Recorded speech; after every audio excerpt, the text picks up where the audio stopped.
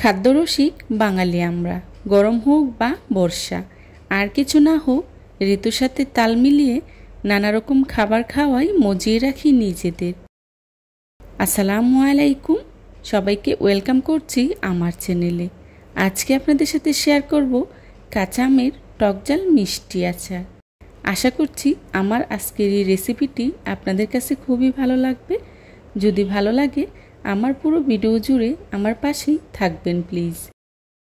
আজকে কাঁচা আমের টকঝাল মিষ্টি আচার তৈরি করার জন্য এখানে আমি নিয়েছি 1.5 কেজি পরিমাণে কাঁচা আম।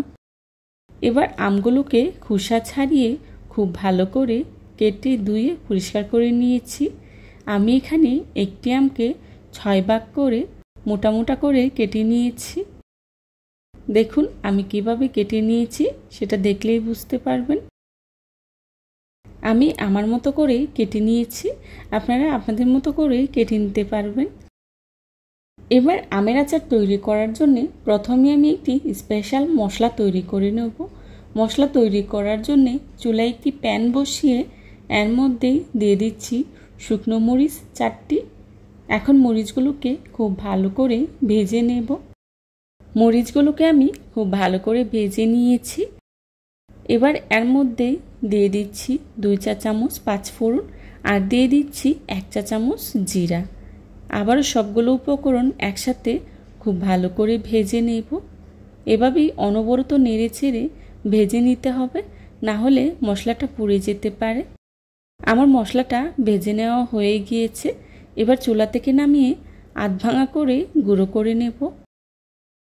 একই প্যানে দিয়ে দিচ্ছি সরিষার তেল 1 কাপ। তেলটা হালকা গরম হয়ে আসলেই দিয়ে দিচ্ছি 5 ফোড়ন 1/2 চা চামচ। 5 ফোড়নটাকে আমি তেলের সাথে কিছুক্ষণ ভেজে নিয়েছি। এখন এর মধ্যে দিয়ে দিচ্ছি আগে থেকে কেটে রাখা কাঁচা আম। আমগুলো দিয়ে আবারও তেলের সাথে খুব ভালো করে ভেজে নেব। বেশ কিছুটা সময় নিয়ে তেলের সাথে আমগুলোকে খুব ভালো করে ভেজে নিয়েছি। এখন এর মধ্যেই দিয়ে দিচ্ছি 1 চা চামচ লাল মরিচের গুঁড়া। মরিচের গুঁড়াটা আপনারা যে যতটুকু ঝাল পছন্দ করেন সেই অনুযায়ী ব্যবহার করবেন। মরিচের গুঁড়াটা ব্যবহার করলে আচারে খুব সুন্দর একটা কালার আসে। মরিচের গুঁড়াটাকে আমি আমের সাথে নেড়ে মিশিয়ে নিয়েছি। এই পর্যায়ে দিয়ে দিচ্ছি চিনি 1/2 কাপ। আমি যেহেতু আমের আচারটা টকঝাল মিষ্টি রাখবো, তাই এখানে 1/2 কাপ চিনি ব্যবহার করেছি। আপনারা আপনাদের প্রয়োজন অনুযায়ী চিনিটা ব্যবহার করবেন। চিনিটাকে নেড়ে আমের সাথে মিশিয়ে নিয়েছি। চিনি থেকে যে পরিমাণে পানি উঠবে, পানিটা পুরোপুরি শুকিয়ে আসা পর্যন্ত আমের আচারটাকে জাল করে নিতে হবে। এই টকঝাল মিষ্টি আমের আচারটা তৈরি করা খুবই সহজ। অল্প উপকরণে অল্প সময়ে ঝামেলাহীনভাবেই তৈরি করে নিতে পারবেন।